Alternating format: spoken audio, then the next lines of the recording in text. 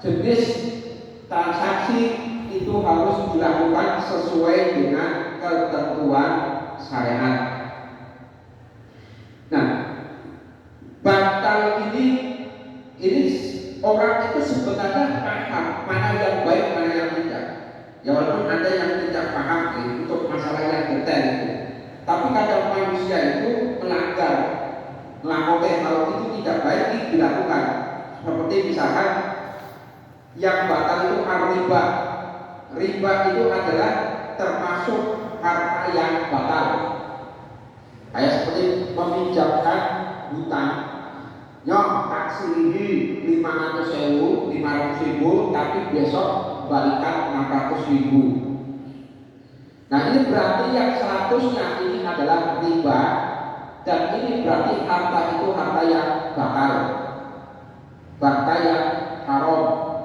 Atau contoh lagi, al-amwalul lati tulqa ilal hukami riswatan lahum, harta yang diberikan kepada para penegak hukum sebagai bentuk suap. Jadi menyogok atau riswah, la'anallahu ar-rashi wal murtashi, orang yang menyuap dan orang yang menerima suap itu juga sama haram, dosa. Harta suap itu adalah harta batal. Contoh lagi, kemudian as-sodaqo alal qadiri alal kasbi alladhi yaqini. Ini kelihatannya benar tapi salah. Jenengan sodaqo kepada orang kaya, sodaqo kepada orang kaya, itu benar apa benar bu? Ketoknya benar deh. Padahal secara hukum Islam itu salah. Kenapa secara hukum itu sodaqoh itu harus diberikan kepada fakir miskin? Contoh misalkan kayak zakat fitrah itu, zakat fitrah itu kan dibahasakan di dalam Quran dengan bahasa sodaqoh. Khudh min amwalihim sodaqotan tutahhiruhum wa tuzakkihim. Ambillah dari harta mereka sodaqoh. Untuk apa? Untuk diberikan kepada fakir miskin. Yang kemudian diartikan sodaqoh itu adalah zakat tadi. Maka ketika zakat itu diberikannya kepada orang kaya, ya berarti ini zakatnya yang betul sah. Ini termasuk juga harta batal. Jadi menurut saya ibu, misalkan jenengan merasa kaya itu kecukupan, rumah yang bagus, kendaraan ada, tabungan yang saldonya banyak. Kok ngerti-ngerti ada yang mengantarkan beras zakat fitrah ke jenengan. Bu, ini saking panitia zakat fitrah nyuwun ditampi. Padahal jenengan kaya. Kalau jenengan terima, ini sama saja jenengan memakan harta yang batal. Paham gitu? Jenengan harus nolak. Enggak, saya berikan saja kepada yang fakir miskin. Bukan berarti saya sombong, ngaku kaya, enggak. Ini masalah hukum. Saya tidak boleh menerima yang bukan menjadi hak saya. Itu kalau zakat fitrah. Berbeda dengan kurban.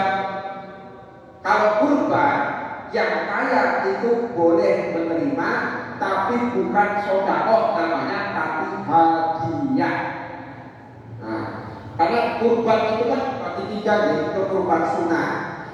Pertama itu al-aqlu, memakannya bagi sahibul kurban, yang penting tidak lebih dari sepertiga.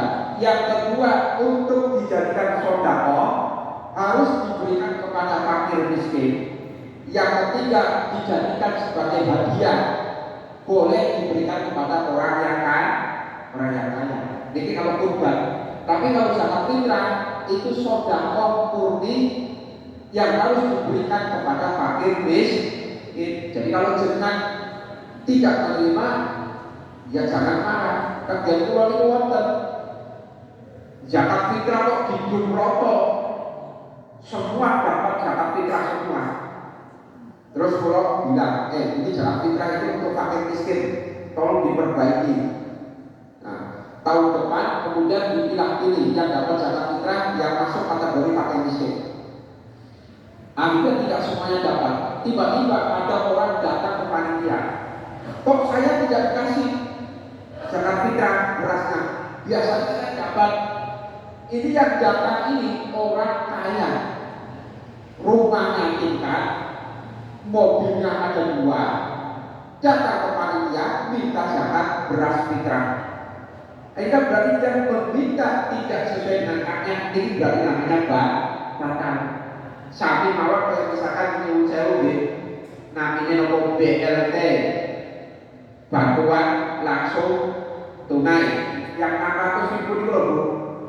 Kalau misalkan itu diperuntukkan untuk fakir miskin berdasarkan data sensus, misalkan ini masuk kategori fakir miskin, kok jenengan termasuk kategori orang kaya dapat, ya jangan diterima. Kalau kita terima berarti sama saja berarti memakan harta secara bakar. Mungkin bisa jadi dari kelurahan itu atau dari RT RW memakai data 2 tahun yang lalu atau 1 tahun yang lalu. 1 tahun yang lalu dia masuk kategori fakir miskin,